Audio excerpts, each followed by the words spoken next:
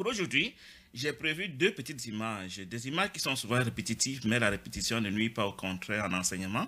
Il me semble qu'il est recommandé de répéter, répéter, répéter. Tu vois, Dalen, je vais me permettre de te parler à toi aujourd'hui. Comme ça, je te prends comme mon interlocuteur, même si tu ne réponds pas. Ce n'est pas le but. L'image que tu vois est pour nous rappeler un peu, grosso modo, la structure de l'univers telle que je souhaite que nous la comprenions quand nous disons un cours en miracle. Et je m'en vais de l'expliquer. J'ai souvent, vous voyez, les images évoluent avec la compréhension, avec la précision. Parfois, je te dirais que nous sommes sur 2 étages, 3 étages, un étage, je ne sais pas moi quoi. Aujourd'hui, parce que les nouvelles images annulent les anciennes ou les complètes, je vais plutôt dire que nous vivons dans l'univers sur une structure que je veux comparer à un immeuble à R plus 3, c'est-à-dire rez-de-chaussée plus 3 étages. Dans chacun des étages, je dirais qu'il y a une occurrence de toi et une occurrence de moi, une occurrence de tout être humain. Et quelle est la relation entre ces étages et quelles sont les particularités de ces différents étages? C'est ce qu'il m'avait expliqué maintenant, Darlene, et à toi aussi qui est connecté sur Facebook.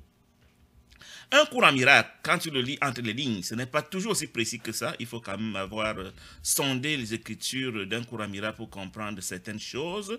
Tu comprendras qu'il te dit que tu as grossièrement une occurrence dans 4 niveaux de l'univers. Grossièrement, une occurrence dans 4 niveaux de l'univers. Mais en fait, tu as beaucoup plus d'occurrences, tu peux imaginer. Parce que dans l'illusion, on peut dupliquer les photos, puisque nous sommes des photos, ou nous sommes des images, autant de fois qu'on le veut, mais grossièrement, je vais dire que nous avons 4 étages dans lesquels on peut trouver une occurrence de nous. Comment est-ce que je les distingue les 4 étages? Je te dirais d'abord que dans chaque étage, il y a quelque chose que j'appelle le Dieu du niveau. Le Dieu du niveau, c'est-à-dire le rez-de-chaussée a son Dieu, qui sera la conscience. Mais le premier étage a quelque chose de particulier, c'est que lui, il a 2 dieux au choix. Le Saint-Esprit est un des dieux et l'ego est l'autre dieu. Les écritures en gras majuscules représentent les dieux de chaque niveau. C'est une manière de parler, juste pour dire que c'est l'autorité suprême au niveau de l'étage où on se trouve. Donc la conscience est un dieu au rez-de-chaussée. Le Saint-Esprit et l'ego sont les 2 dieux au choix au premier étage. Le Christ est le dieu du second étage. Et le Père est le dieu du 3e étage qui est l'étage le plus élevé. À quoi est-ce qu'on reconnaît le rez-de-chaussée? Le rez-de-chaussée est habité par les symboles et les formes visibles qu'on pourrait appeler les corps. Les symboles, les corps, tout ce qu'on peut mesurer, tout ce qu'on peut calculer, tout ce qu'on peut voir, tout ce qu'on peut entendre, percevoir, que sais-je, ressentir. Ça s'appelle des projections, ça s'appelle les symboles. Et ces symboles, effectivement, sont projetés à partir du premier niveau, si on peut le dire ainsi, pour faire simple. C'est-à-dire que c'est l'ego. Tu verras que la case en gris, l'ego, c'est lui qui projette le rez-de-chaussée. C'est pour ça que la flèche noire qui parle de l'ego, le monstre, la Bible dirait Satan ou le diable, qui projette dans le monde physique, c'est lui qui prend donc des images sur la bobine. La bobine se trouve dans quelque part au premier étage. Cette bobine est donc projetée comme un film ou alors comme ton rêve de nuit. Quand tu es couché dans ton lit et que tu rêves, tu projettes des images que tu vois dans ton rêve qui vont constituer dans le rez-de-chaussée. Ces images ne sont pas réelles. Quand tu vas te réveiller, elles vont disparaître. En attendant, parce que tu es en train de rêver, tu as la possibilité de les projeter. Ou alors, si on compare le scénario à une salle de cinéma, on dirait plutôt que l'ego prend une bobine de film, un script, une histoire à raconter, qui est écrite, simplement écrite au niveau du premier étage et qui est donc projetée au rez-de-chaussée pour être visionnée par toi en croyant qu'elle est réelle.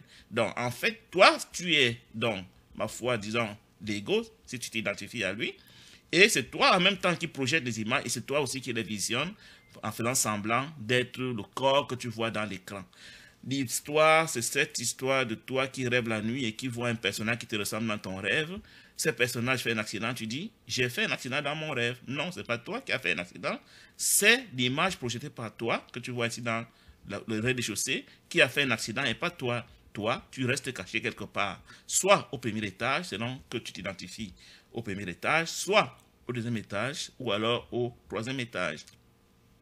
Avant que je n'avance, je vais insister pour te dire que tu es libre de t'identifier à l'étage de ton choix.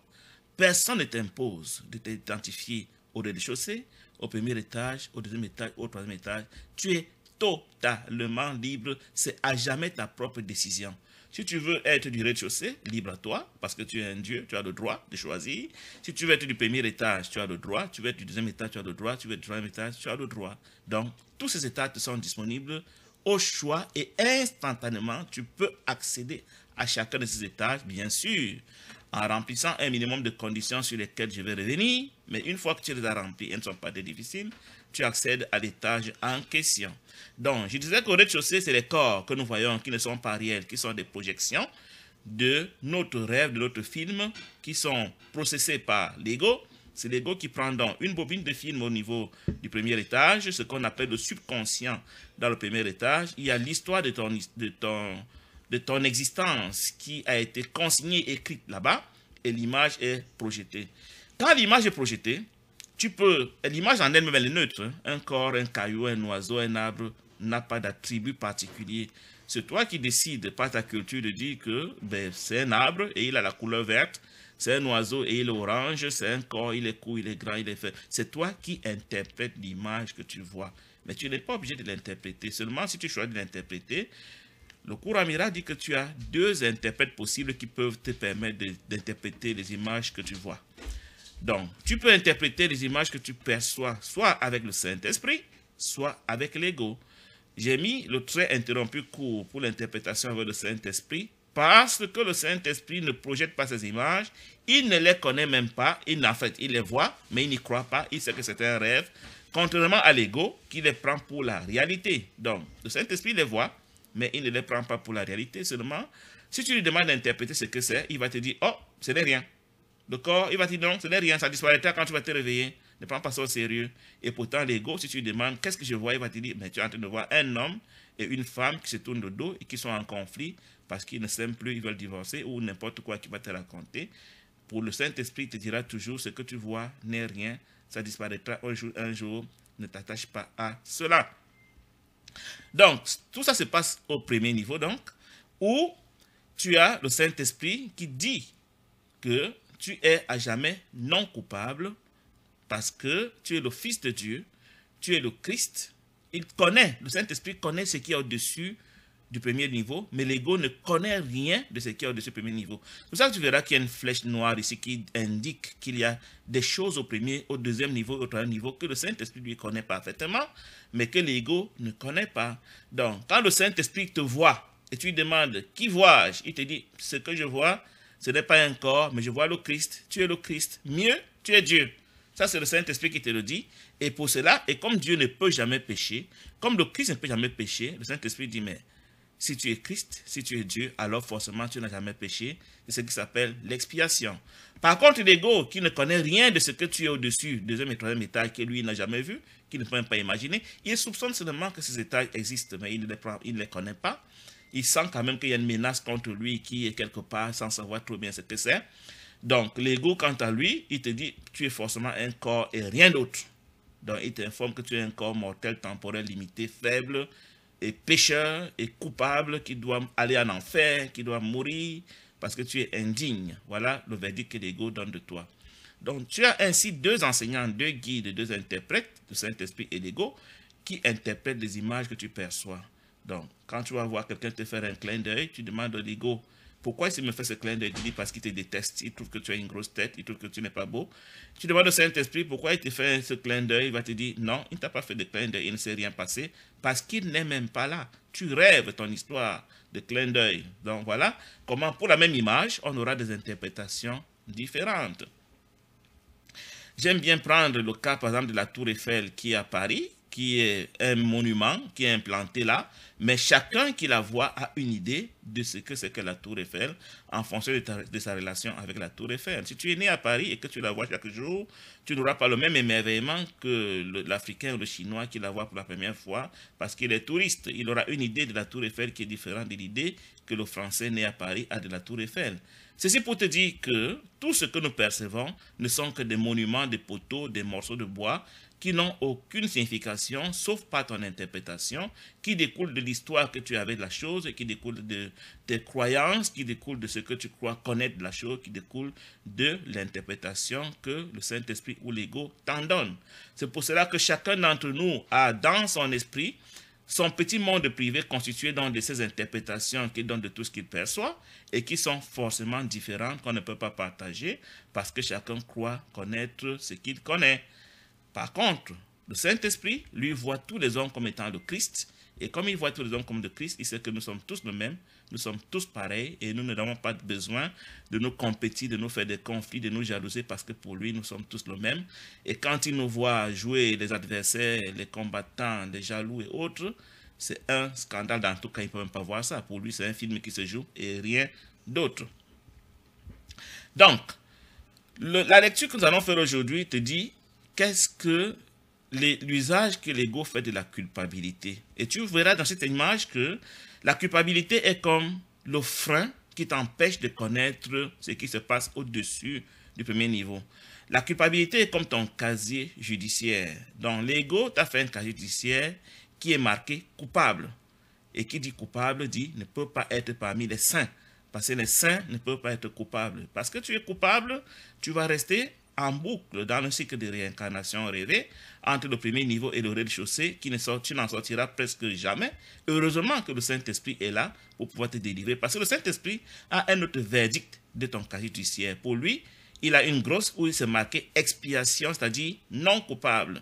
Donc pendant que l'ego te déclare coupable à vie, à jamais, le Saint-Esprit te déclare non coupable à jamais. C'est ça l'expiation. Donc l'expiation, c'est le fait pour le Saint-Esprit de se souvenir de ce que tu es le Christ, que tu es même Dieu, alors tu es forcément non coupable. Donc pendant que tu es en train de rêver de ce que tu es dans le monde, tu as en permanence deux sons de cloche dans ton oreille, un qui te dit coupable, coupable, coupable, et l'autre qui te dit expiation, expiation, expiation. Tu as le choix d'écouter l'un ou l'autre. Si tu écoutes l'ego, tu vas croire que tu es coupable et tu vas avoir peur de Dieu et tu vas chercher à éviter d'être éveillé pour être illuminé. Mais si tu écoutes le Saint-Esprit, tu te rendras compte de ce que tu es non coupable et tu vas te retrouver dans la joie, dans la paix, parce que tu sauras que ton Père ne te reproche rien. Tu n'as plus le droit d'avoir peur de l'enfer, de la punition de Dieu, de la mort, et ainsi de suite, parce que tu sais de conviction que tu es non coupable. Ceci étant, quand tu crois que tu es au premier niveau, ça veut dire que ton esprit est divisé en deux parties au moins, mais il n'est pas divisé seulement en deux parties. Il est divisé en autant de personnes que tu vois dans l'univers. Chaque personne que tu vois dans l'univers est une projection de toi. Pourquoi? Parce que tu as une idée de cette personne dans ton esprit au premier étage, et cette idée de cette personne est un morceau, une occurrence de toi-même. C'est toi qui l'as projetée. Parce que la pensée que j'ai de toi, que tu ne connais même pas, est inventée par moi. Si elle est inventée par moi, le cours dit que toute pensée produit une forme quelque part. Donc le fait pour moi d'avoir pensé que tu es Darlene qui vit à Uemotachi et qui travaille comme infirmière et qui fait machin, c'est le peu que je connais de toi et je m'en suis fait une idée qui devient donc une forme quelque part, qui devient ma Darlene à moi, qui n'est pas la Darlene de ta collègue, la Darlene de tes parents, la Darlene de ton mari, la Darlene de tes enfants, parce qu'ils ont une autre idée de toi. Donc, il y a autant de Darlene dans l'univers qu'il y a des personnes qui croient connaître Darlene, et ça fait que chacun de nous a sa Darlene dans sa pensée, et ces Darlene ne sont pas transposables, elles ne sont pas partageable. Donc, ma Darlene à moi, qui est mon invention, n'est en fait qu'une copie de moi-même, parce que c'est moi qui l'ai inventée. Elle n'a rien à voir avec toi dans ta réalité, qui est celle que Dieu a de toi. C'est ainsi donc que j'ai fabriqué un univers secret, privé, des personnes, des entités que je crois être mes frères et sœurs, alors qu'en fait, c'est des images mentales que je me suis fabriquées juste pour avoir un peuple que je peux gouverner souverainement. Ainsi, je peux te juger, je peux te critiquer, je peux te contre. Dans mon lit la nuit, quand je te juge, je te critique, je te calomnie, c'est pas moi, je parle mal de toi. Toi, tranquillement, Uemotachi, Darlene, tu n'en sais rien, tu n'es même pas impacté. Et moi, je crois que c'est toi que je suis en train d'attaquer, insulter, calomnier, mépriser, alors que j'attaque ma copie de toi qui est moi-même. C'est pour cela que la Bible dit, ne jugez pas et vous ne serez pas jugés, ne condamnez pas et vous ne serez pas condamnés, parce que tu juges toujours toi-même, tu condamnes toujours toi-même. Ton frère que tu crois condamné n'est même pas là, il n'est même pas dans ton rêve, il n'est pas dans le monde, c'est ta copie à toi que tu es en train d'attaquer quand tu crois attaquer quelqu'un d'autre. Et ainsi, quand tu crois attaquer ton frère et que tu t'attaques toi-même, Le cours dit que tu recycles ta propre culpabilité inconsciente qui va donc permettre à l'ego de te retenir parce qu'une fois que tu as déclaré toi-même coupable en croyant accuser ton frère, tu dis à l'ego, ah, tiens-moi captif parce que je suis coupable. Donc, si tu crois que tu es en train d'accuser les autres, tu t'accuses toujours toi-même. Il vient un jour où tu entends la leçon du cours en miracle et tu comprends que, oh mon Dieu, qu'est-ce que j'ai fait toute ma vie? J'ai passé le temps à attaquer moi-même croyant attaquer les autres. Je m'en repens, j'arrête au cinéma, je ne veux plus attaquer personne. Tu commences ainsi le processus que le cours appelle la guérison. La guérison, c'est le fait pour toi d'accepter que tous tes frères, que tu croyais être tes adversaires, tes ennemis, sont dans le Christ. Et parce que tu les as reconnus comme le Christ, le cours dit que ton esprit inconscient, au premier étage, va dire, mais si tu n'es entouré que de Christ, forcément toi aussi tu es le Christ. Et c'est ainsi que l'ego qui est le curseur, je voudrais dire la conscience qui est le curseur qui se balade d'étage en étage, hein. C'est ta conscience, quand on dit dans le cours amiral le tu, le toi, c'est ta conscience individuelle qui peut s'identifier soit au rez-de-chaussée, qui peut s'identifier au premier étage, au deuxième étage, au troisième étage. Donc, quand tu as donc reconnu que tous tes frères sont le Christ, ta conscience constate que, étant donné que tu es entouré de Christ et seulement de Christ, alors toi, forcément aussi, tu es le Christ. Et si tu es le Christ, la conscience bascule donc du premier étage au deuxième étage. Voilà comment tu découvres le monde réel. En passant, au premier étage, tu vois le monde faux, et donc le monde que nous percevons est la projection. Pendant que le deuxième étage, tu vas percevoir le monde réel. Le monde réel est ceci de particulier que tout ce que tu perçois est le Christ. Donc, c'est l'étape intermédiaire avant l'illumination. Tu es encore apparemment dans un corps. Tu as encore théoriquement la possibilité de choisir entre l'ego et le Saint-Esprit, les deux pilules. Une pilule représente le Saint-Esprit, l'autre représente l'ego.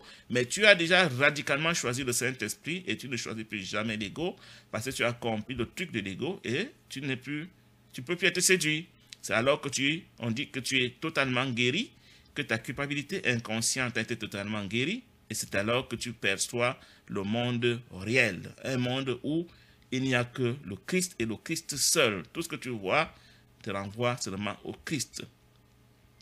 C'est un monde qui est inconnu de la plupart des enseignements de spiritualité, parce qu'il y a très peu de personnes dans notre génération qui l'ont déjà perçu. D'ailleurs, nos prétendus illuminés contemporains et éveillés contemporains ne le connaissent pas parce qu'ils sont de faux illuminés. Tu ne peux pas être illuminé si tu n'es pas passé par l'étape du monde réel où tu as choisi radicalement le Saint-Esprit et plus jamais l'ego, où tu vois le Christ partout et seulement le Christ partout. Tu verras rarement un enseignement en dehors du cours en miracle te parler de ce monde réel parce que nous jouons les illuminés, les sauvés et les éveillés, mais en vérité nous ne comprenons ni le cours en miracle, ni ce que Dieu a comme héritage pour nous. Donc ce deuxième étage reste très mystérieux dans notre génération, mais les choses vont changer avec la compréhension du cours. C'est un étage où on accède quand on a pardonné à tous les êtres humains, quand on a reconnu que tout être humain est le Christ sans exception, sans discrimination et de conviction, quand on a donc compris que soi-même on est le Christ et que l'ego n'a jamais existé, ce monde n'a jamais existé. Aussi longtemps que nous croyons encore que l'ego est réel, ou alors que nous, frères à l'ego, nous sommes au premier étage. Une fois que j'ai compris que l'ego était une histoire inventée par moi qui n'a jamais existé, même si la possibilité de choisir demeure encore, j'ai choisi toujours le Saint-Esprit, je suis donc au deuxième étage. Et il y a un pendant de ces étages que tu vois, la colonne que j'ai mise là. Au rez-de-chaussée, nous étions un corps. Au premier étage, nous étions l'esprit faux qui a la possibilité d'écouter à la fois le Saint-Esprit et l'ego, du moins un après l'autre. Le cours dit que l'ego parle toujours plus fort que le Saint-Esprit. Le volume de leur voix est inversement proportionnel, c'est-à-dire que si tu écoutes l'ego à 99%, tu vas écouter le Saint-Esprit à 1%. Et par défaut, nous écoutons l'ego à 99% et le Saint-Esprit à 1%. Le travail que tu as à faire pour t'éveiller consiste à élever le volume du Saint-Esprit et automatiquement, le volume de l'ego va baisser. Et le cours te dit que pour élever le volume du Saint-Esprit, une seule solution, partager le Saint-Esprit avec tes frères. Tout se passe comme si, quand tu me donnes le Saint-Esprit, parlons langage mathématique, tu me donnes un Saint-Esprit et tu as un Saint-Esprit, toi et moi, nous finirons par avoir deux Saint-Esprits et du coup, nous allons écouter le Saint-Esprit mieux que quand tu l'avais seul. Ce qui fait que si tu le donnes à 3 personnes, les 3 ne t'ayant pas donné forcément parce qu'elles ne sont pas encore dans l'enseignement, toi tu auras 3 Saint-Esprits, c'est une image. Et si tu le donnes donc à 8 milliards d'individus, tu auras 8 milliards de Saint-Esprit et du coup, tu vas entendre sa voix clairement.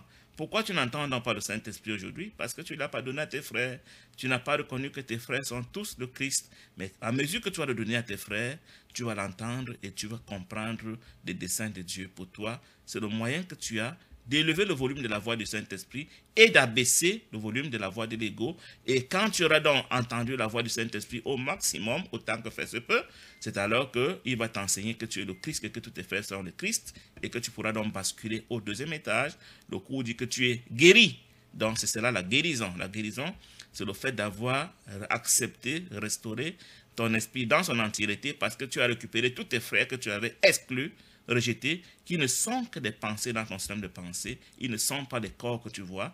Quand je parle de tes frères, je parle des pensées de manque d'amour que tu avais fabriquées en croyant que c'était tes ennemis, tes adversaires, tes voisins, tes collègues, alors qu'en fait c'était toujours toi sous une autre forme et tu as donc retrouvé l'entièreté de ton esprit en pardonnant à tous ceux que tu avais exclus. À cette étape, le cours dit que tu ne peux pas décider toi-même de quand tu iras au troisième étage. C'est Dieu qui décide, après avoir éprouvé que tu as effectivement appris toutes tes leçons de pardon, qu'il n'y a pas un petit caillou qui est resté quelque part dans ta chaussure, qu'il n'y a pas une petite haine cachée, un petit péché secret, une haine cachée que tu n'as pas défait. Quand il voit donc que tout a été vraiment ainsi nettoyé, il t'aspire au troisième étage et tu deviens créateur avec lui. Tu te souviens de ce que tu as toujours été avec lui et que ce voyage dans les étages inférieurs n'était qu'un rêve parce qu'il faut te le dire, en dehors du troisième étage, tous les autres étages ne sont que des fictions, c'est des rêves, ça n'a jamais été, ce n'est dans ton rêve. J'aimerais te dire que quand tu es illuminé, ça ne veut pas dire qu'il y a une entité qui va passer d'un étage à l'autre, non. La conscience se baladait comme l'aiguille d'une montre. Elle avait commencé par le rez-de-chaussée, tu croyais que tu es un corps. Après, elle est passée au premier étage où tu as cru que tu étais un esprit divisé, où tu parlais mon ego m'a fait, mon ego m'a truc, ma sphère à l'ego, je vais espier ton ego, on va faire une retraite, machin. Ça, c'était le premier étage. Quand tu as compris le manège de l'ego et que tu as décidé pour toi qu'il n'y a plus d'ego qui soit et que le monde n'est pas réel, ta conscience bascule comme des guides d'une horloge au deuxième étage où tu découvres que tu es le Christ. Donc, il n'est pas question que le corps vienne au premier étage ou que l'esprit divisé aille au deuxième étage. Non, c'est toujours l'indicateur, la conscience qui se balade d'étage à étage. Mais pour aller au ciel, la conscience n'a pas place au ciel. Elle va rester, elle va se détruire. Et quand elle est détruite, tu te rends compte que tu as toujours été Dieu sans le savoir. Donc, dans les étages inférieurs, tu es des entités différentes de Dieu. Mais au troisième étage, au ciel, tu constates que tu es Dieu. Donc voilà le salut, le chemin que nous devons parcourir pour retourner à Dieu. Chacun de nous a son rythme, aucune contrainte. Étant donné que tu es dans chaque niveau déjà, tu es déjà au rez-de-chaussée, tu es au premier étage, tu es au deuxième étage, tu es au troisième étage. Il n'y a donc pas de panique. Quand tu seras fatigué de croire que tu es au rez-de-chaussée, tu choisiras d'être au second étage et tu vas jouer les égos qui m'ont fait, les égos qui ont truc. Et un jour, tu vas dire, je suis fatigué de ce conflit entre le Saint-Esprit et l'ego.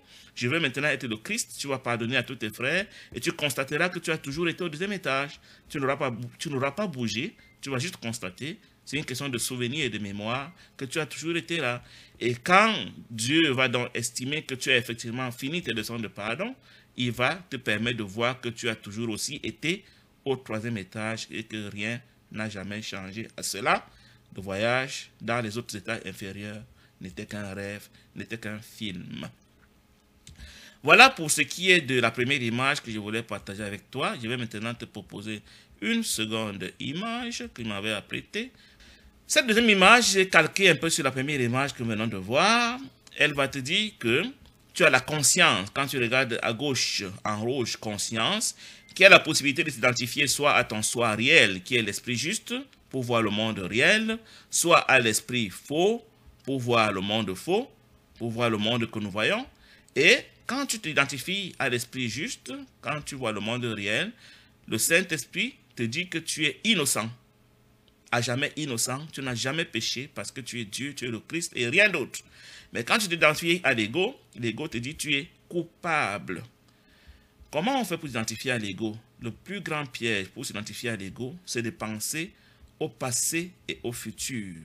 Parce que le Saint-Esprit ne connaît pas la dualité. Il ne peut pas collaborer avec toi tant que tu es en train d'opérer en mode dualité, c'est-à-dire passé et futur, par rapport au temps. La dualité, c'est les opposés. Le passé et le futur sont des opposés, comme le chaud et le froid sont des opposés, comme le beau et le laid sont des opposés. Donc, le Saint-Esprit ne connaît pas le langage des opposés, il ne connaît que le langage de l'unité parfaite. Il s'agit des attributs, des idées que tu peux avoir. Une idée qui peut avoir des attributs opposés est une idée de l'ego. Quand elle bascule dans la compréhension du Saint-Esprit, il ne va prendre que le côté positif de l'idée et l'amener au maximum 100% de ses attributs, des attributs positifs. Donc l'ego ne connaît pas l'unité parfaite et le Saint-Esprit ne connaît pas la dualité. Donc ça fait que pour que le Saint-Esprit puisse communiquer avec toi, pour que tu puisses passer dans ce que le cours appelle un miracle, un instant saint, ou pour que tu acceptes l'expiation, il faut forcément que tu aies basculé dans ce que le cours appelle l'instant présent, le maintenant. C'est alors que le Saint-Esprit se rend compte que, ah, tu n'opères plus en mode dualité, tu opères en mode présent, en mode maintenant, et qu'il peut donc te communiquer des informations venant du ciel. Il peut te rappeler que tu es le Christ. Donc, le seul moment où tu peux entendre la voix du Saint-Esprit dans ta journée, dans ta vie, c'est le moment où tu ne penses pas au passé ni au futur. Tu conviendras avec moi que c'est un exercice très difficile. Et l'ego, permets-moi de le dire ainsi, ne voudrait pas que tu découvres ce secret parce que si tu apprends à demeurer dans l'instant présent avec l'attente d'écouter le Saint-Esprit, tu risques lui échapper. Et j'aimerais préciser qu'il y a deux instants présents dans les enseignements de spiritualité. Il y a l'instant présent qui dit que tu dois faire des efforts pour demeurer présent, concentré, faire le vide dans ton esprit pour ne pas penser au passé ni penser au futur. Ça, c'est l'instant présent, c'est dans l'ego. Et dans cet instant présent, tu vas donc entrer en communion avec l'ego et tu vas devenir ce que les enseignements de spiritualité disent. J'étais un avec les arbres, avec le ciel, avec la maison, avec le plafond. Parce que effectivement, tu es entré dans l'instant présent selon l'ego. L'instant présent selon le Saint-Esprit énonce que le passé et le futur n'ont jamais existé et n'existeront jamais. Donc, pour entrer dans l'instant présent selon le Saint-Esprit, tu dois être convaincu de ce qu'il n'y a jamais eu de passé et il n'y aura jamais de futur. Il n'y a que le maintenant. Ça veut dire que chaque fois que tes pensées vont se balader dans le passé ou dans le futur, tu dois comprendre que tu as quitté l'attente du Saint-Esprit, tu es déjà en train de rêver, tu es en train de fantasmer, parce que le rêve se passe toujours au passé ou au futur. Le présent peut servir à rencontrer le Saint-Esprit s'il est accompagné du fait que tu ne crois pas au passé et au futur. Mais s'il s'agit simplement de se concentrer pour oublier le passé et le futur que tu prends pour réel, alors tu seras certes dans un instant présent, mais un instant présent où tu es en communion avec l'ego. Donc à toi de choisir. Donc, c'est pour cela que l'éveil, l'illumination est difficile pour nous, parce que nous ne parvenons pas à tenir dans l'instant présent, qu'il soit de l'ego ou du Saint-Esprit, nos pensées sont toujours en train de demeurer dans le passé et dans le futur. Le champion pour demeurer dans l'instant présent selon l'ego s'appelle Eckhart Tolle, qui a écrit des livres là-dessus, et lui-même dit qu'il a pu passer 7 minutes sans penser. C'est un record. C'est pourquoi tu comprends que même quand tu connais cet enseignement, tu vas faire des efforts pour demeurer dans l'instant présent. 2 secondes plus tard, tes pensées vont aller se balader dans les casseroles, dans les bureaux, dans les seringues, dans les livres, dans les films et que sais-je encore. Parce que l'ego va dire, arrête-moi ton histoire d'instant présent, je te veux dans le passé et dans le futur. C'est pour ça que l'expiation, en fait, le message d'expiation te dit, barre-moi le passé de ton subconscient et barre-moi le futur de ton subconscient. Ça n'a jamais existé. Mais comment tu fais pour entretenir le passé dans ton système de pensée? Pas la culpabilité. C'est dans la culpabilité que tu peux la chercher dans le passé. Mais si le passé n'a jamais existé, forcément tu n'as jamais péché. Et si tu n'as jamais péché, forcément tu ne peux être que dans le présent. À la limite, il est plus facile d'être dans le présent selon le Saint-Esprit que selon l'ego, parce qu'une fois que tu décides que pour toi le passé n'a jamais été, même quand tes pensées vont se balader dans le passé, tu pourras dire, ah, je suis en train de rêver, je sais que tu es en train de rêver, je n'entends rien, mais là c'est le rêve. Pour autant, je ne crois pas que j'ai péché, tout simplement que je m'amuse à rêver, tu as le droit sans te culpabiliser. Donc même si tu vas te balader dans le passé ou dans le futur, alors que tu as cet enseignement, tu ne vas pas te culpabiliser parce que tu te culpabilises, tu seras rentré dans le passé et le futur selon l'ego. Donc il est question pour toi d'accepter sans compromis que tu n'as jamais péché, que tu es non coupable, que tu es le Christ, que tu es Dieu. s'amusent de jouer les coupables qui veulent aller en enfer ou envoyer tes frères en enfer, tu as aussi le droit. Le cours ne t'interdit rien. Il te fait une proposition qui est ce que Jésus a fait comme expérience et il te propose de faire la même expérience que lui.